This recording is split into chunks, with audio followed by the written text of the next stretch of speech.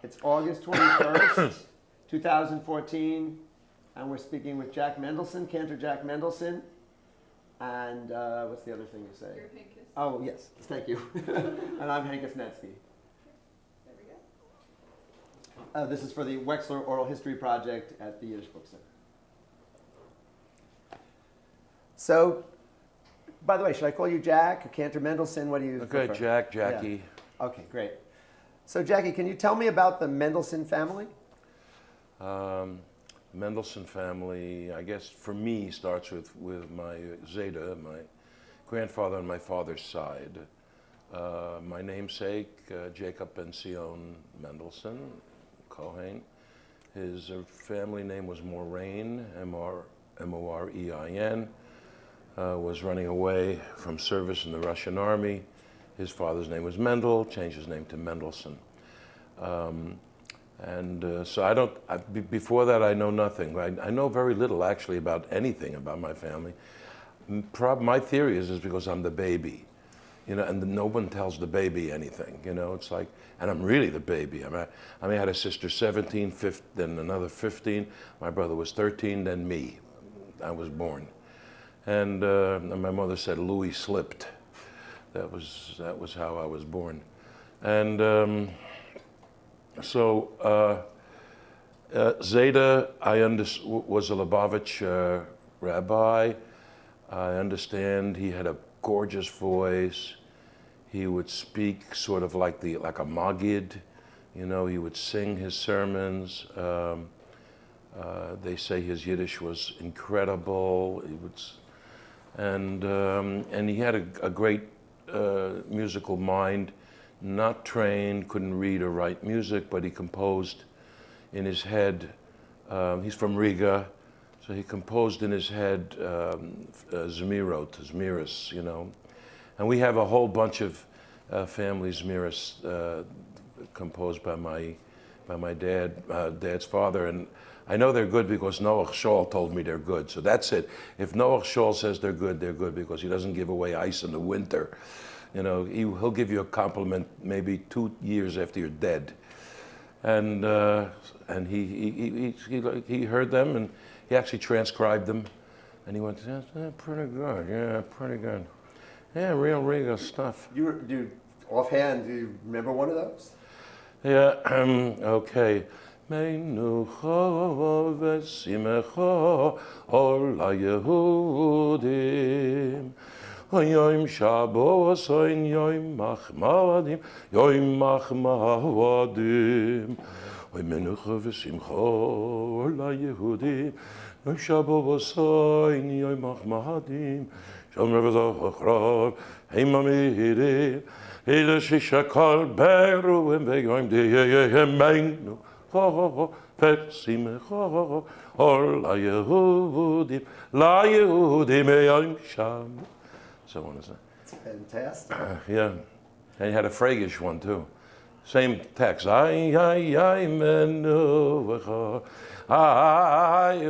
how I learned Chazonis, because the family Zmiros have the DNA of Chazonis in them. So I learned all my moves when I was at 2.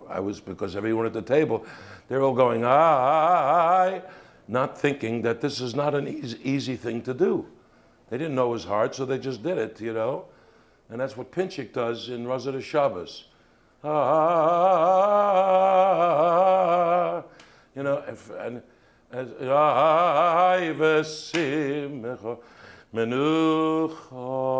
love that move.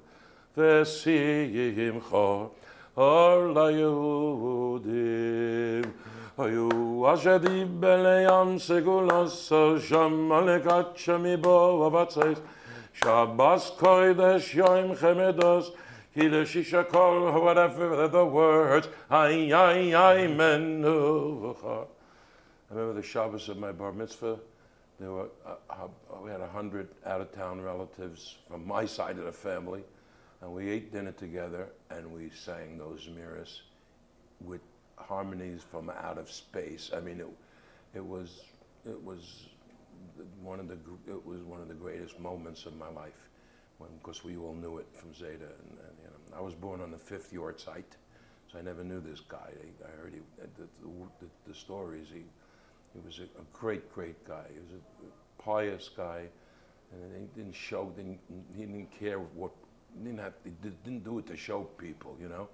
My father didn't know that his father had payas until he was 10 years old, when he fell down and Zeta bent down to pick him up, and his payas came out.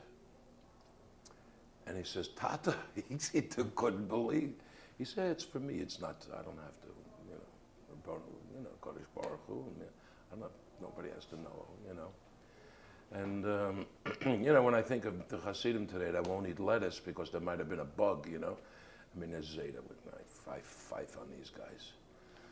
Anyway, so he's really, the family. My mother, on her side, she's Hungarian, but born in the States, in Jersey City, she was orphaned at age 11, and sort of was in charge of the three other siblings. Had a rough life, dirt poor, and she had a terrible nervous condition, and was, if it happened, was today they'd say she was manic depressive, so. And she was constant. It's either hitting us or loving us to death, and never just a sober "I love you." Jackie, the greatest, I love you, Jackie. Or give her a schmeissing, and my job was to please her, and so that meant singing chazanas. She was a chazanas freak. The minute she'd hear a chazan, she'd start bawling, just the sound, especially like Yossela. Because Yossela Rosenblatt is one of these guys that the minute he opens up his mouth, you sense tefillah, you sense prayer, you sense piety, you sense meaning, you sense caring, and it brings you back to something that you don't know even, and it's that connection that he has, And the other one is not such a well-known guy. For me, is Alter Yechiel Carniel. I want to be Carniel, I just, every day of my life, I try and imitate him, and, so. Born in 1855. Yeah, and I always wondered, like in 1870, who was teaching him chazanas, where did he learn his chops from, and what did he hear that came out, But so, Nekadeh, and Shimecha,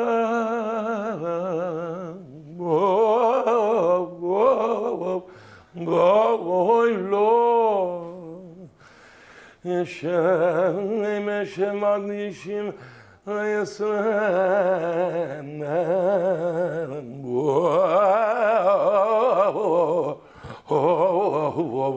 all in one breath. Shemei Mohoram. No, so would say, it's the character. It's not the character. It's the character in the words, the character. It drives me nuts, this guy. And I once sat in a plane trying, because I'm not a great transcriber, but my own way, and turn it off quick, turn it on again, because maybe I can get 2 notes here and 3 notes there, and I want to do the Avinu Malkenos before I die. That's what I want to do. So she was nuts, my mother. I like to digress. She was nuts for chazanas. So was my dad. And so the 78s were constantly playing in the house, and WEVD was on all the time, and we waited for the shows. Did you know of a Chaim Bieler on WEVD? He had a show. It was sponsored by that home of Israel. There's something home, an old age home of some. Well, there's a guy in my shul. His name is Mark Bieler, and his father was Chaim Bieler. I look for people who knew him. If you don't, then I don't know who would. I'm from Philadelphia. So. Right. Oh, okay, okay. So anyway, but those shows were on, and live Chazanim Ganchoff on Sundays at 12:15. He would do 4 or 5 pieces of Chazanis every Sunday. Now into the 3rd year, he's running out of pieces, but which you think, just count them up. I mean, so he would do the same text and it would be completely different. All improvisations. It was a real thing. And so when they sent me at age 11, Mom and Dad sent me at age, mostly Mom sent me to Willie Buckchester, Bogzester. Willie Buckchester was a Viennese chazan who really couldn't make it vocally. He had a big voice, but he would run out of gas, and he'd sing like 4 or 5 measures in full voice, then the rest in falsetto. He had a gorgeous falsetto, and so he became a teacher. He had a studio in Carnegie Hall. He called it a studio. I had a studio in Carnegie Hall, and he lived on like 40, I don't know, I think 48th Street. Everybody lived on 48th Street in Borough Park. Jackie Robinson, Jackie Mason, Sandy Koufax. It was right around the corner from Temple Bethel. And so I'd go over, I'd have a lesson with him on Friday. We'd start like 10 in the morning and go till Shabbos for $10, and because he laughed me, I laugh you, Jackie, I laugh you. And he saw that I had an ear and I had a voice, and it was someone he could work with, and I couldn't read music. So early on, he just taught me by rote. He sang to me, I sang back at him, which was very fortunate for me because then I could hear the inflections and imitate the inflections before I had the stricture of music, which could be, they put bar lines in Chazanis. What a joke. There is no rhythm, unless of course you're singing something metric. So, and then he taught me some solfege and he taught me Yiddish songs, and he even taught me a couple of Italian, an aria, a tarantella he taught me. So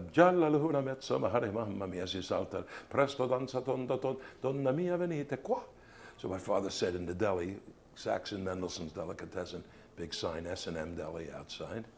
All right. So my father says, Jackie, sing quoi? Sing quoi?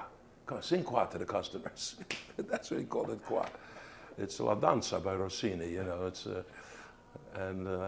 would sing quoi. Give me a hot dog, I'll sing quoi any day of the week. And so it was all around me. It was all, I got it from Buckchester. In the summertime, Buckchester would take me on the D train. We'd go to Washington Baths in Coney Island, saltwater pool, Schwitz, which was, you go walk in from outside, outdoors actually, you walk into the Schwitz, and he'd bring in a pail and a sponge into the Schwitz. We'd be with towels and sitting, and he'd be, sponging himself and teaching me Chazanis in the Schwitz. And so it's, first of all, I wanted it bad. And so, it's almost like a joke when you go to college and and they have 42 other courses that they have to do, and they got to learn Mark Kligman's course, and they got to get their papers ready, and then they got to do this and that, and liturgy and blah, blah, blah. So are they going to really study the Chazanis that I try and teach them? And, now and then you get one, that's really interested in it, and they'll go home and really try it out and do it, and it's a mechaya, but it's... So did you go for formal education in... Oh boy. Tell us about that. Well, yeah, education and me that's like a dirty word for me. I was a troubled kid. I was depressed starting at 11. My mother was a manic depressive, and when she would get depressed, they'd have to literally, because the meds weren't up to par in those days, and she literally had to have ECT treatments, shock treatments, once every year, 18 months, she went in to have shock treatments when she would be depressed. And I kind of got it. It was in the gene, you know. Think about it, my father also, he was so passive. I think he was depressed. And I know my uncle Nehemiah had problems with depression and was hospitalized. And it's all in my, so I got it. So starting at age 11, I stopped doing homework. And I just, whatever I learned from my native intelligence, through osmosis, what I heard in the class. I just managed to get through. I was smart, I could have, you know, but I couldn't. I had no Sitzfleisch. I didn't learn my sidra for my bar mitzvah. I fooled everybody. I was doing it in the tikkun, but I was doing it with the side with the vowels and the tropes. And they would ask me, do you know it? I said, oh, I know it. And I knew Rishon and Akev, big portion. And the last 6, I made 2,000 mistakes. And every mistake that I made, I looked at my father and I said, I'm stabbing my father in the heart. So that did a number on me. I still tell my shrink about it at age 68. We talk about my bar mitzvah. And so I was like, you know, academically, I was nowhere. I mean, I dropped out of high school and I went to work in a handbag. I started yeshiva high school. I went to yeshiva Eitz Chaim in Borough Park for yeshiva ketana, to the 8th grade. Then my father, I couldn't get into Flatbush yeshiva, never, not marked. Couldn't get into BTA, but my father went to the dean and he pled and he cried. And I got into BTA, 6 months out the door, New Utrecht High School. Eventually I dropped out, or went to work in a handbag factory, but I was still studying with Buckchester. I still had that fire of the chazanas, you know? So I also in my mind, I said, what do I need this shit for? I'm gonna be a chazan. Trigonometry, up yours. I'm gonna be a chazan, you know? So, so when I was 18, I went back to high school. I finished at night. I got a general diploma with the immigrants, you know? And I'm 18 years old, and we had a powwow. My older brother, Solomon, a wonderful chazan who was a big mentor to me. My parents, Jackie should go to HUC. And I said, what about JTS? That's, you know, I'm going to be a conservative. I'm not going to be a reform cantor. So, no, go to HUC, the faculty. You got Genshoff on the faculty, you got Alter on the faculty, you got Avery, you got Belfer, you got Avram Shapiro, the great Avram Shapiro from Newark, New Jersey, the great tenor. They call him the baby Caruso. And in JTS, you got Max Wahlberg, and that's it. And that's it. And so, yeah. And also, to get a diploma, a Bachelor of Sacred Music, I would have had to take the courses, the whatchamacall courses, academic courses, whatever. I would have had to take those courses at Columbia. I could never pass that. At HUC, they gave him in the school, and they'll get Jackie through somehow. So I went to HUC, and it was a great experience for me. It opened up my head. First of all, I met these giants of the Reform theology and wonderful people. And of course, you know, I'm not good at picking up names now at 68, but well, the Chazanim, Israel Alter, made the biggest impression on me. This man had taste and had discernment and knowledge, and you could see he was someone to look up to, and he was a god to me. I was a street chazan, you know, and he made me into a mensch of a chazan, and he instilled in me a sense of taste and propriety, and the fact that it's all about the text.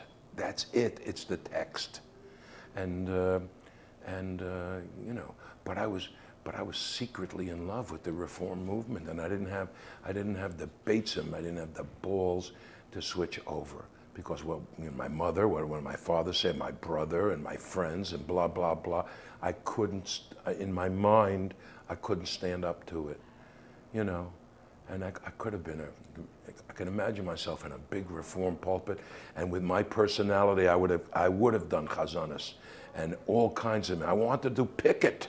I love Pickett. I want to do Isidor Fried. I want to do Helfman, for God's sake. My whole life I never got to sing these great things. And I just was delegated to a world of chazanis that was diminishing. As I was getting better and better and better, the profession was getting worse and worse and worse and worse. And it was like, Why was that? well, everybody knows the sociological reasons, I guess, you know. The Jews after World War II, they got more comfortable, and they didn't have any, well, why do I need to go to shul and cry? You know, go home and have cholent or whatever. And the less observant Jews, you know, go play golf, whatever. What do I need this for? You know, and also then another reason, you know, the profession got watered down. In my mind, one of the big factors were the Kozovitsky brothers. And I adored the Kozovitsky, but Moshe was my chazan. And we were dues-paying members of Moshe Shul and David Shul, Orthodox conservative. Bethel Emmanuel, dues-paying members. But these guys were good chazanim, but their selling point was the high notes. They had these freaky high notes that no other chazan had ever had.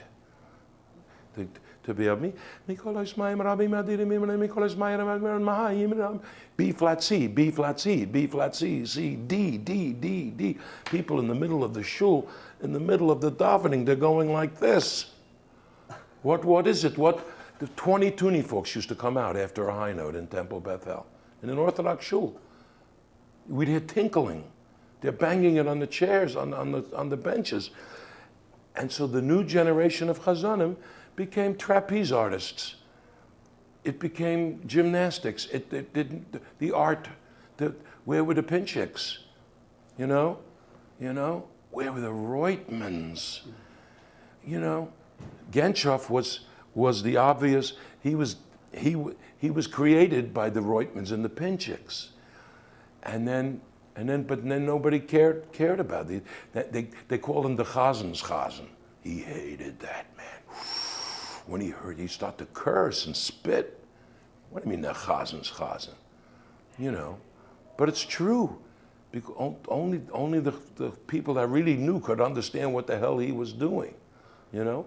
But had there been more Genshoffs, eventually the Yidden would have discerned. They would know that this is something special.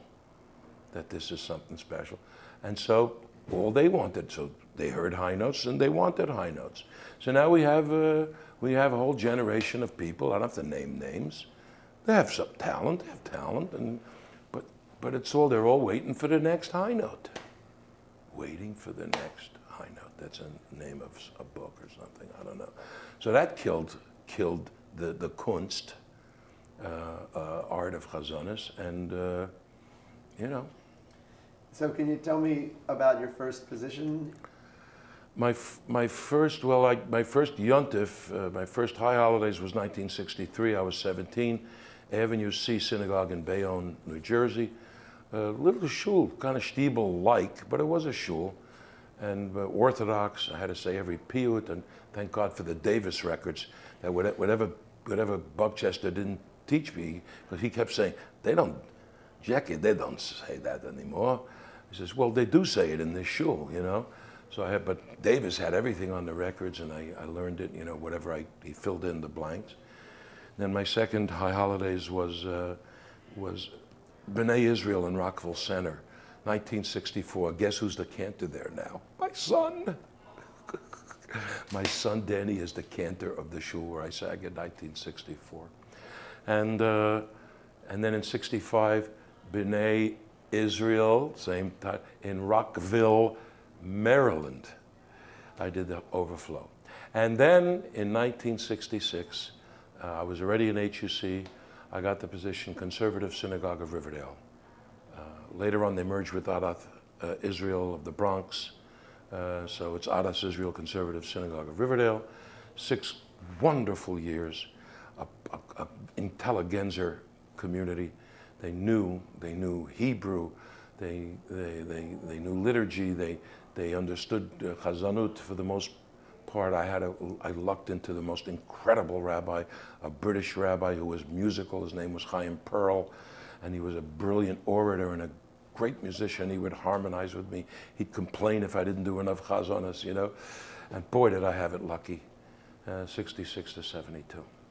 And in 72, I moved on to Beth Torah, North Miami Beach, where big shul where they demanded chazanas. They'd shoot you with a gun if you didn't sing 2 big pieces in Shachris. You know, I'm starting KlezKanada in Shachris, and there's 1,200 seating and 100 standing, and they're getting chairs out, waiting. And and the rabbi also liked chazanas, you know, Max Lifshitz. And that was 4 years. Then I came back to New York. I was at Temple Gates of Prayer in Flushing, Our Lady of Perpetual Simchas. Lots of weddings there. Good big wedding hall with a lot of great caterer, and they loved chazanas there. I was totally on my own there. Anything I wanted to do, I did. One of my members was Jack Barris, the greatest cantorial accompanist of the generation, and that was the kind of mevinus I had in the congregation, and so I had to be up to the, and I was so excited to be challenged, you know. And then you know, I took a stab at opera. I got into the American Opera Center at Juilliard, very prestigious program, and the Lord shined His light upon me, and I met my second wife. Notice I didn't mention anything about the first wife.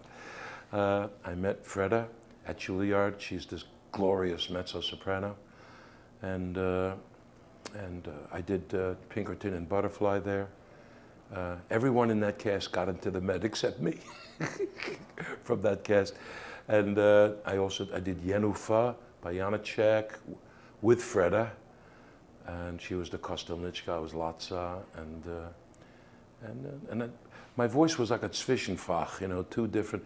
It's not a baritone, it's not a tenor, you know. It's like it's a Helden tenor, and a schwer Helden tenor, like a heavy-voiced Helden tenor. Hardest voices to train, these big, heavy, schleppendicke voices. That's what I had, and I always had hoarseness my whole career. I battled hoarseness. The hoarseness came psychologically. We've kind of, we posit, my shrink and I of 30 years, we posit that it was imitating my father. My father, he could sing in tune, and my mother and he would sing together. In thirds, help me, Timeloich Betzion, Bekorov Rod, Beyomeinu,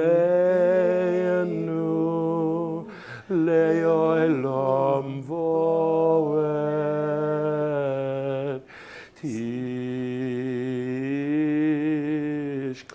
They'd sing this at the table after it's davening, and my father hoarse, my mother with a nasal, clear voice cutting like laser, but I probably imitated. You know, I love my father so much, and I want, you know, so.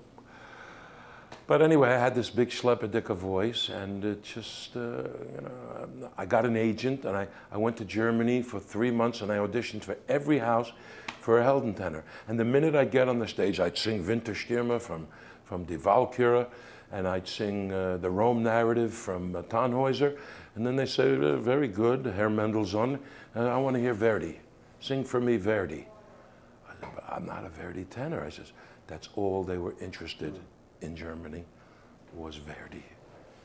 Wagner, they didn't care. They wanted, you know, it's too high. I can't sing Celeste. I could sing until I get to the high note. I'm fine. You know. I got great B flats, but not in the context of an aria that has such a high tessitura. So that wasn't going to happen. And then I happily said, listen, I'm going to not only be a chazan, I'm going to go get myself. You know, that job in Flushing was really a part-time, that's why I was able to go to Juilliard. It was just Shabbatot, you know, a couple of bar mitzvahs a year. I could do them on the phone, you know. So I need a big full-time job, and I got it. And I went to Temple Israel Center in White Plains. 1986, 28 years, retired this past June 30th, 2014. So can you tell me about teaching at HUC? Teaching at HUC is good. You started way back. When did you start doing teaching? I started teaching in HUC approximately 1980, while I was in Flushing, 80, 81, and I love the new campus. I went to 68th Street, and the new campus, there's something professional about the school. It reeks of professionalism. The reality is, they pay you coolie wages, and they, you know, so but still, there's a certain something that permeates the halls there, and they have a good curriculum. They within, you know, and they leave you alone as an instructor. I can do kind of what I want to do, and I've taught. I've taught traditional workshop, 3 festivals. I've done high holidays, Shabbat. I did weekday, Nusach there, and then I coach individual. And occasionally you get a doozy. You get one that you could, that you feel you could, and I've touched some lives there, and some of my Reform students, now colleagues, use Chazanut as part of their arsenal, and will call me and Skype me to get a refresher, you know. How do you train them? I do the Buckchester technique. I do the Willie Buckchester technique.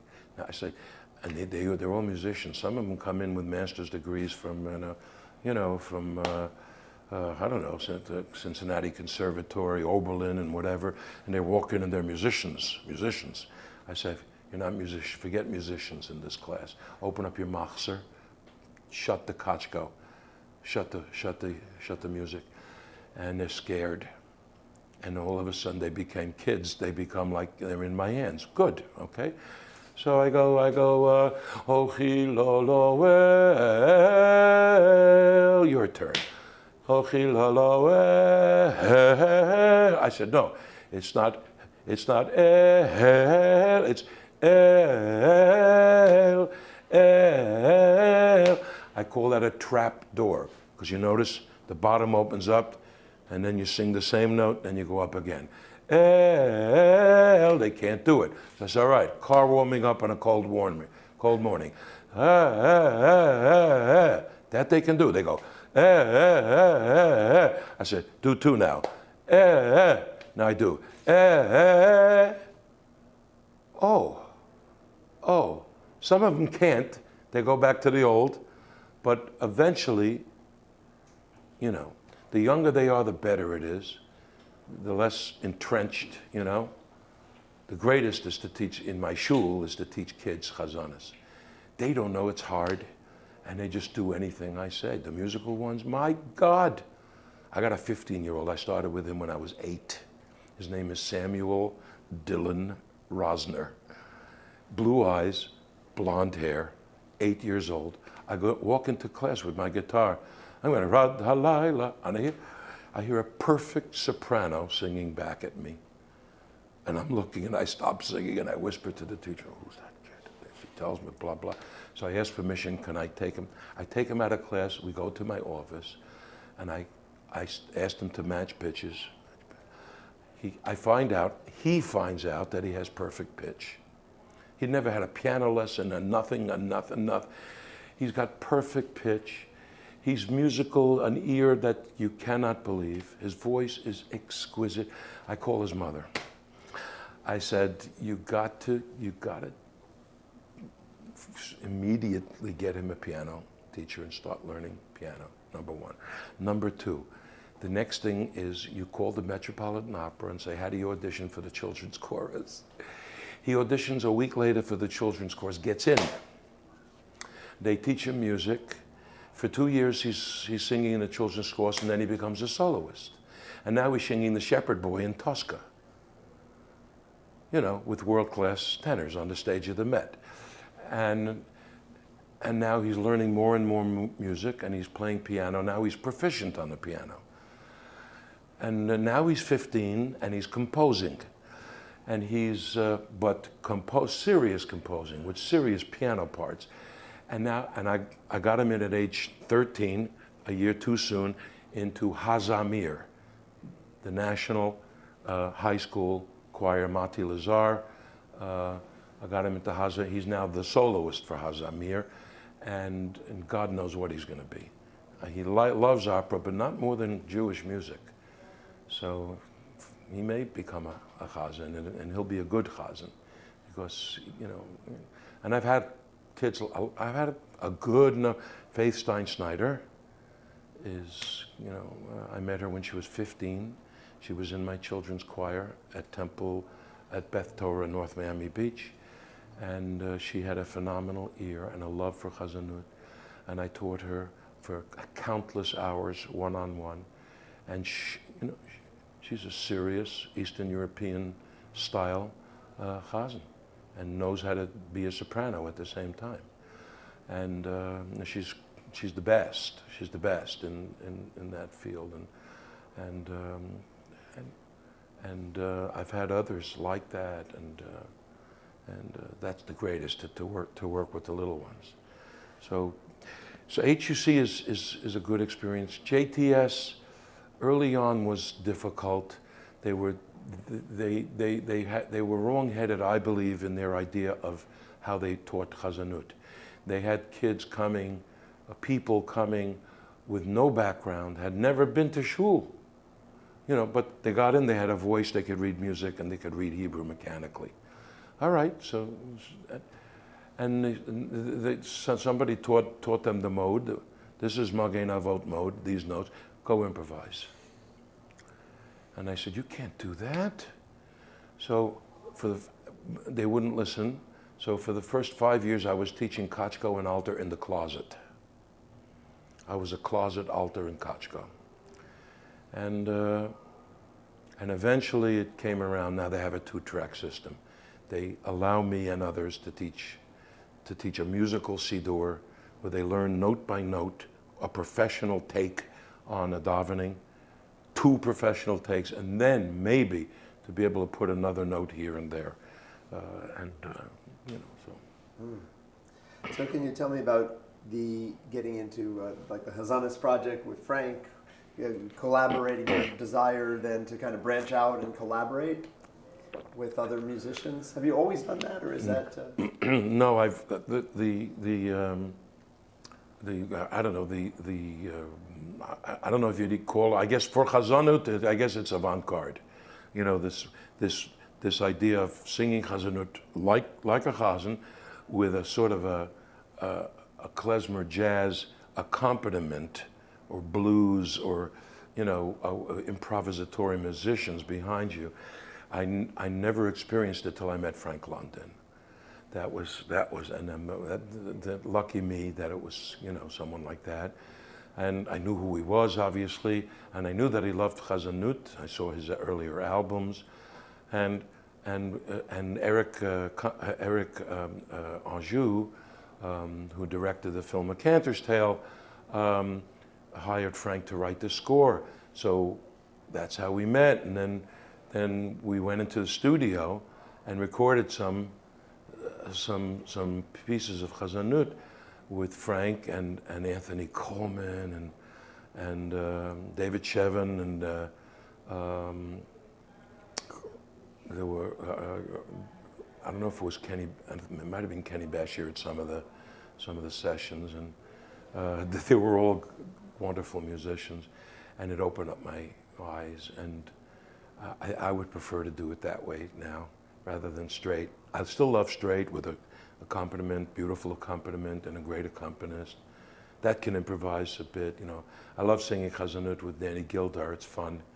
I do love it, because, you know, he'll answer you like a chazan, you know, and in a nusach quote, and Joyce Rosenzweig. But this call and response thing is just incredible. The other night, singing Tihir Rabbi Yishmael Atzmo at the concert was for me a perfect example of how great that could be.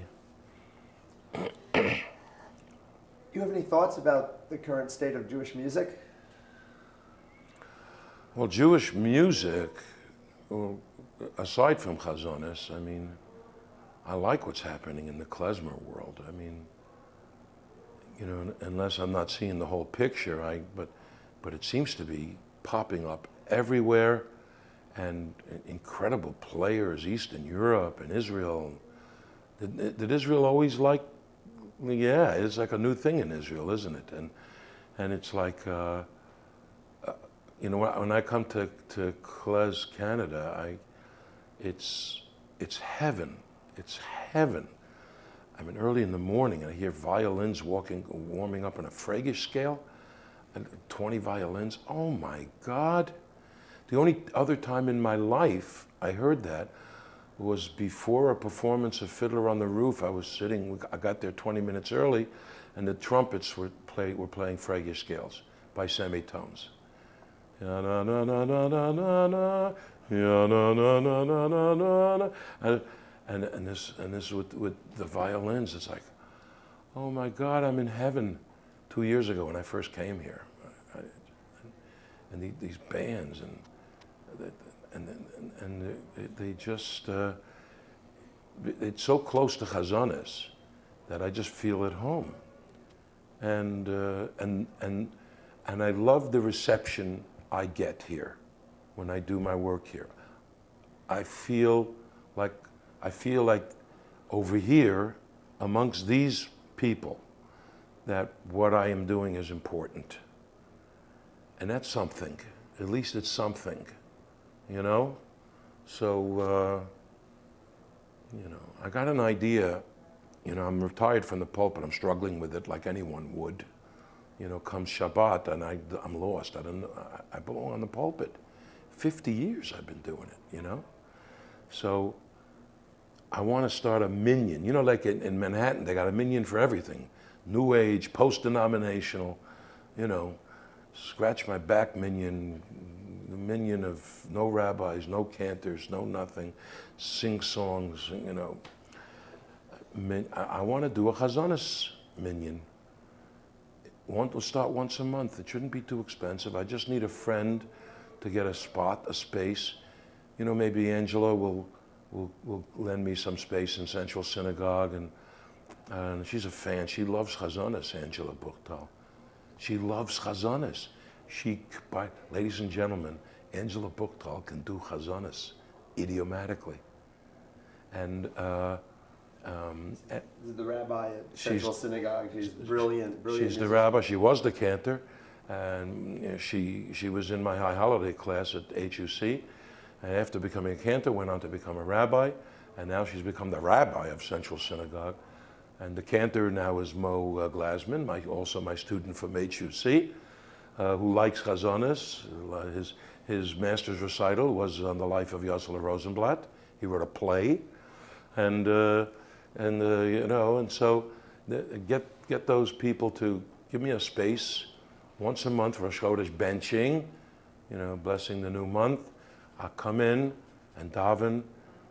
Maybe I'll put together a choir if I can, or if there's money for it, you know. But certainly I get the congregation to hum, you know, and just it'll be advertised as such, and only people who are interested in it. There's going to be no talking. There's going to be no sermons. There's going to be no page announcements. Genshov, when I started, you know, Moshe Genshov was my big. You know, I talked about Alter before. Moshe Genshov was my life Rebbe. He became my Rebbe. I was so fascinated with what he did because he had carniole in his delivery. You know, he was freaked out by carniole when he was 10 years old because his father was a painter, and when he was working, he was listening to carniole on 78 recordings. His father, just a layman, you know. Genshov knew the entire canon of carniole by heart when he was a kid. That's the kind of ear he had. And And I remember once he did a master class, and at the end of the class, Jan Pierce was sitting there, and Pierce said, Moshe, do some carniole. Pierce knew, and Morris Parrish was at the organ, and he said, give me an F minor, again, gimme. Gives him, and he starts singing the Avinu Malkenus. And oh my God, we just didn't know what to do with ourselves, you know. And those who were untutored knew it was great, but they didn't know what it was, but they knew it was great. And that's the hope I have, that the fach that I teach is so great. It's such a great prayer art/art form that if enough people do it well, it'll come back. It'll come back. If I and some others can get enough people to do it idiomatically correct and stubbornly keep at it, like everything else, it'll find its way back in some form, you know? So I'm driven to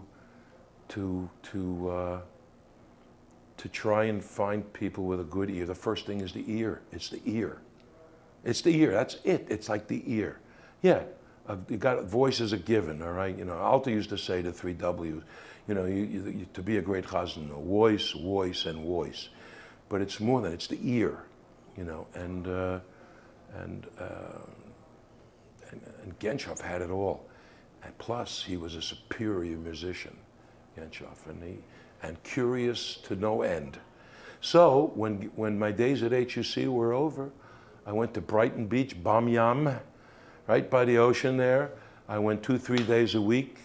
I went to him, spend 5-6 hours. Thank God I had a part-time job. I could do whatever I wanted to do.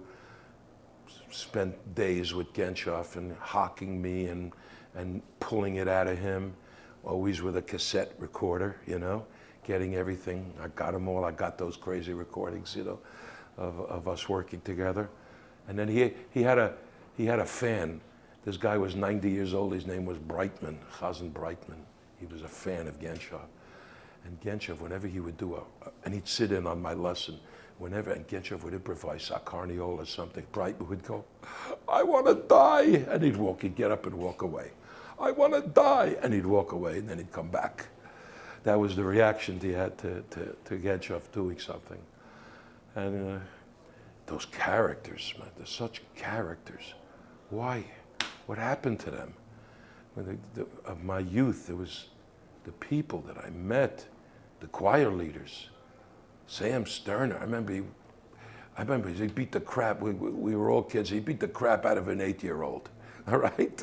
No, he didn't hit him with a fist or anything, but you know, he gave him a good schmice, a good beating. So the mother comes to the rehearsal to pick up the kid cries to the mother runs to Sterner and said, Mr. Sterner, you hit my child. So Sterner says, well, he started it. That was the mentality. I mean, we're sitting on a train. We're sitting on a train, and we're going to Boston for a gig. And the wife of Steinwatzel was one of the tenors, and his wife had to go to the bathroom, and there were no bathrooms on the train, and his wife had to go, and so he begged the conductor to stop at a local stop, and he wouldn't do it. So he huddled us all together, and he taught us a song that he made up on the spot. And we circled the conductor, and everybody went, Kaken, Pischen, Kaken, Pischen, Kaken. Keep it up. Let's do it. And Kaken, Pischen. Kaken. Don't stop. Kaken, Pischen, Kaken, Pischen. Conductor, stop the train. Kaken, Pischen, Kaken, Pischen. My wife, she darf gehen. Kaken, Pischen, Kaken. Tararam. Ich kack auf dir. Kararam. Ich pischt auf dir. Kararam. Ich kack auf dir. Es Gesundheit. Kaken, Pischen. Meanwhile, he stopped the train. Yeah. There are no characters like that anymore. It's gone. But maybe we can, you know, tell enough stories. There are characters here in this encampment. There are characters here.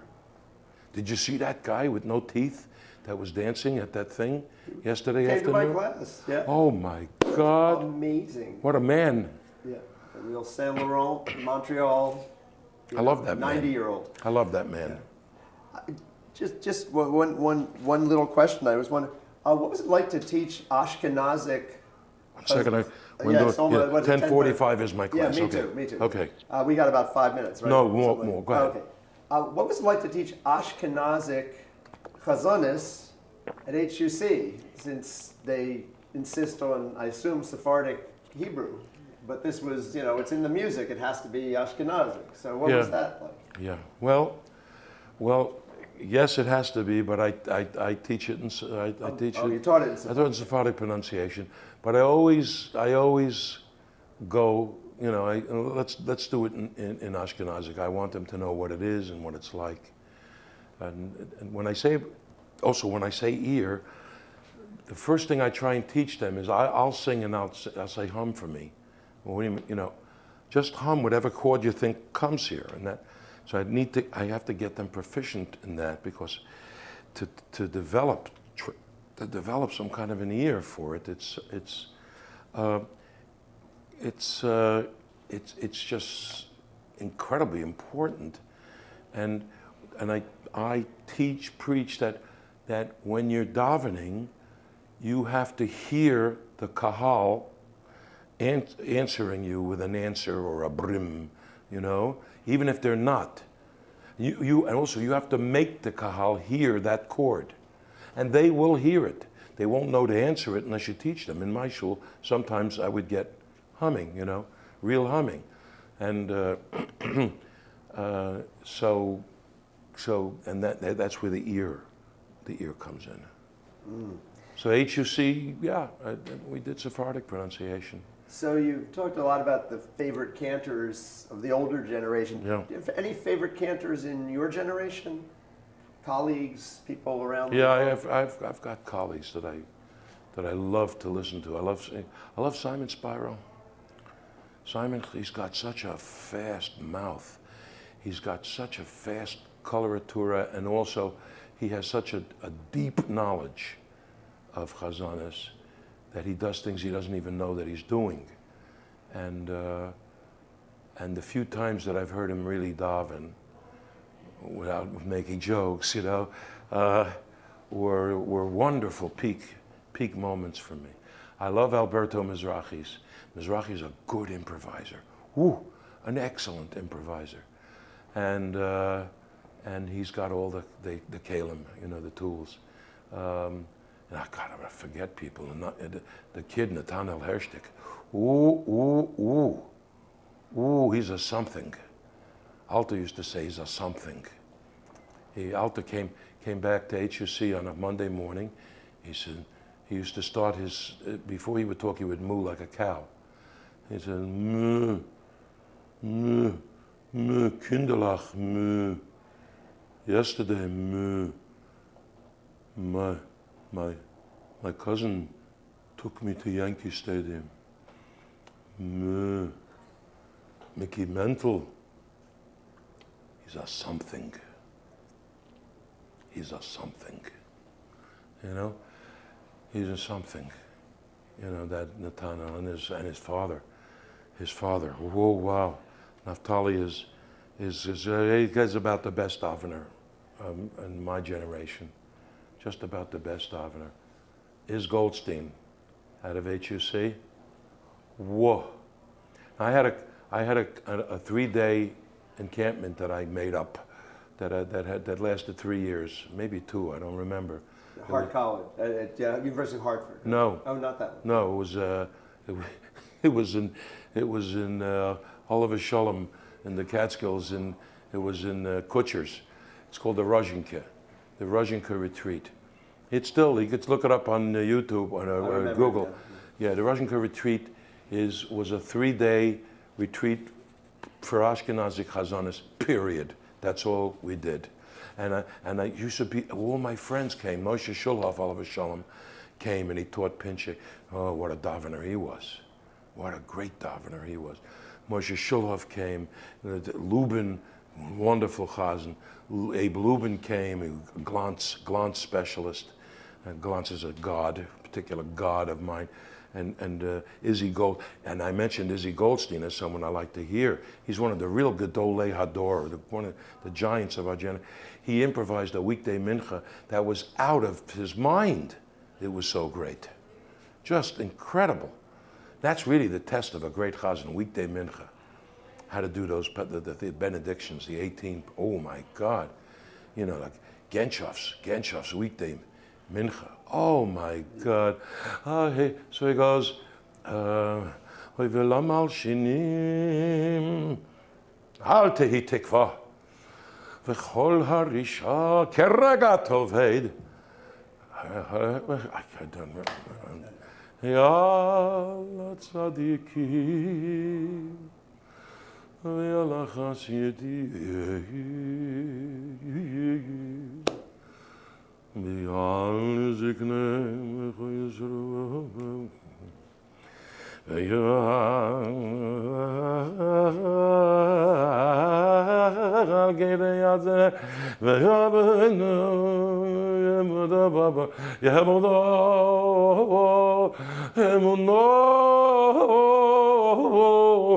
Racham Bechor, Belekei, V'sein, Bom, Sachatay, Lechol Abotechim Beyemes, Oy v'sivchel keinu imbo. Say it again. Oy v'sivchel keinu imbo. Oy v'loy nevoy. V'loy nevoy. Ki v'chov v'tachnu. Baruch atu Adishem. Miftana mishana miftach. Oy la tzadikim. That's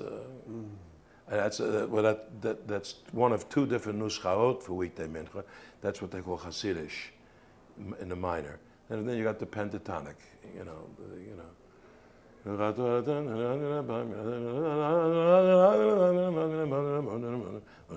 The black keys. So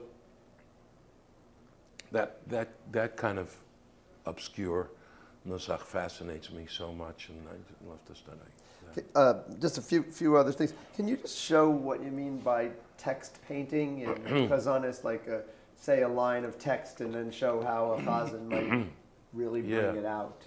Yeah. So, for instance, Alter was great at that. So, too great because he painted every word, and by the time you said Cantor Shabbos, it was not time for lunch; it was time for dinner. But still, Kachko davens through, and he makes his points.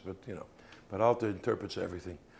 So anyway, so in the middle of Cantor Shabbos, whenever he refers to Tzion, he does a certain move. So he goes, Sheta, so Sheta leinu, Sheta lein, Besimecha leyaretzeinu, to our land, leyaretzeinu, leyaretzeinu,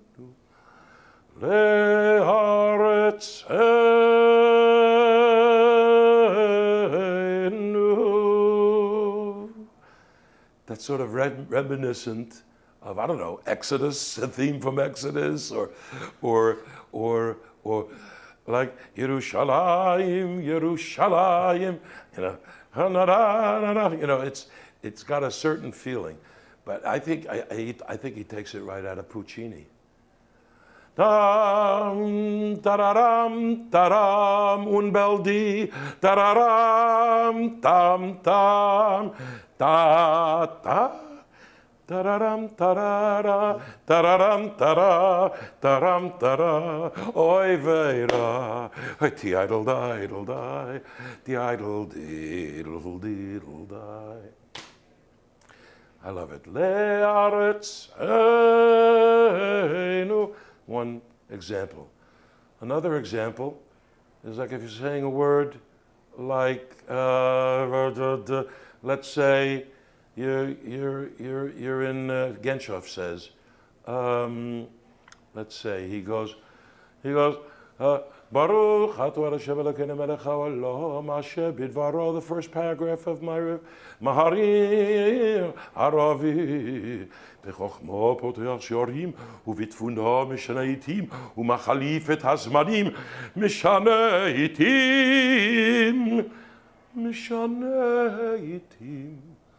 umachalif et hazmanim ומסדר את הכוכבים ממשברותיהם ברקיע כרצונו ומסדר את הכוכבים ממשברותיהם. Once you have found her, never let her go. Sorry.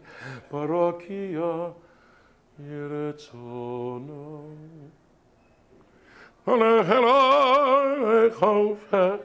Go lelo, it's coming. Go lelo, rolling light. Go lelo, choir, boom. Hold it.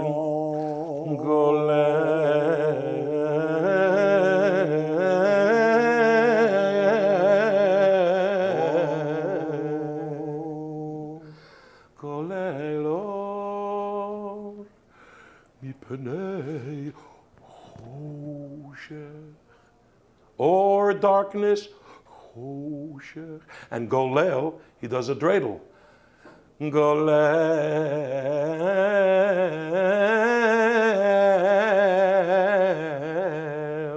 So there's your word painting.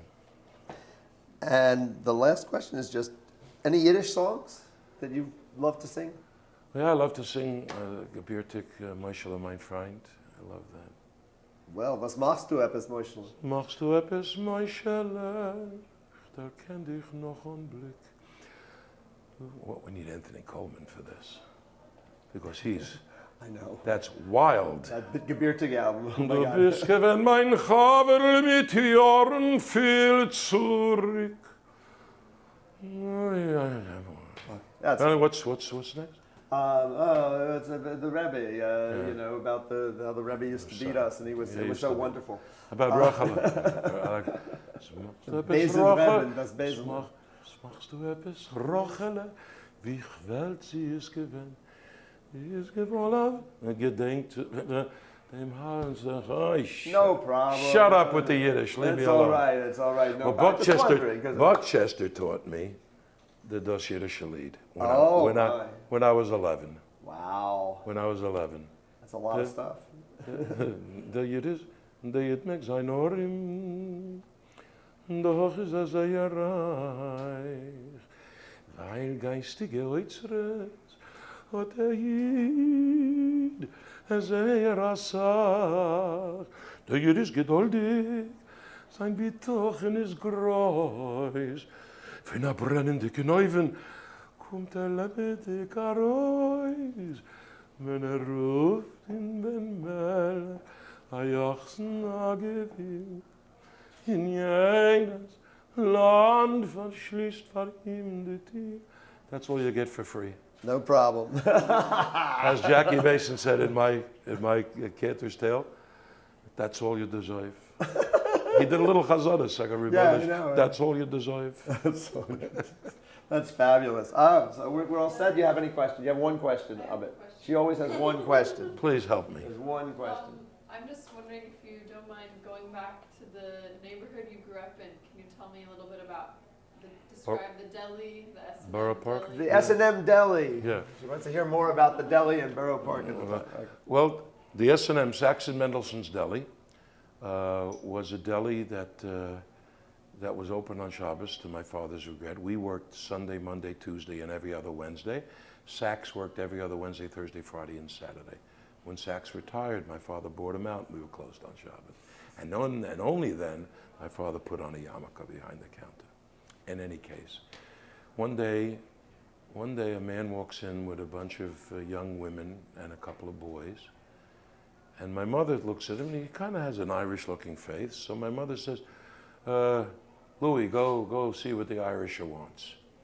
So it was a stage whisper, and so he heard it. And the guy says, Ich nicht bin Irish, ich bin Malofsky. Chazen Malofsky. And my father said, Cantor Malofsky? The Malofsky family? He says, yeah. And so my father went crazy. Corned beef was flying. Everything was free in the whole family. And they end up singing Havein Yakili for the customers. Havein Yakili, Yakili. That was a high moment. And Shana Haba, Yeah. Yerushalayim. Oh, I love that thing. yeah. And Borough Park, just Borough Park as a community was an amazing place. There's a shul on every block. The shul that you go to, the shul that you don't go to. And there were so many great chazanim. You go for shachar for one, the Torah service to another. You run, you catch Musaf, another one. You run back to, but then Moshe was last because he davened until 2:30, Moshe Kosovitsky. So when David was finished at 12, conservative, 12 on the dot, you ran and you heard Moshe. And it was a great place to grow up in. Everybody knew chazanas, the cab drivers. The waiter in my father's deli was a great lover of Quarton and could show you with his little voice, you know. They all knew chazanas, everybody, you know, and now nobody knows nothing. They're supposed to daven. You give the cue for them to daven on a sanatokev. Uvechenu lechosale kedusha, yatu Eloheinu melech, on a sanatokev kedushat hayom. Daven. Now I do. On a sanatokev kedushat hayom, silence. Yeah, nobody knows to repeat. So I do it. I go like this. Amazing. I go like this. And then somebody does it. Maybe another one catches on. You know. The kids I teach, my bar mitzvah guys, I said, davening is very simple. You don't have to say the real words. Just go, they daven, and they love it. And I got entire kids, 30 kids going, they daven, and it sounds like davening. Each one is doing it in their own voice. They daven, they remember, whoever's watching this, that's how you daven. People don't really say the words. It's just, I'm missing it. It's called murmurai. We need murmurai. If you get murmurai, then that'll goose the chazan. You know, like goose, that'll goose the chazan to sing better. And the chazan sings better, that'll goose the congregation to do better murmurai. You get it? You get it? Okay. Capiche. Okay. All right, Jackie.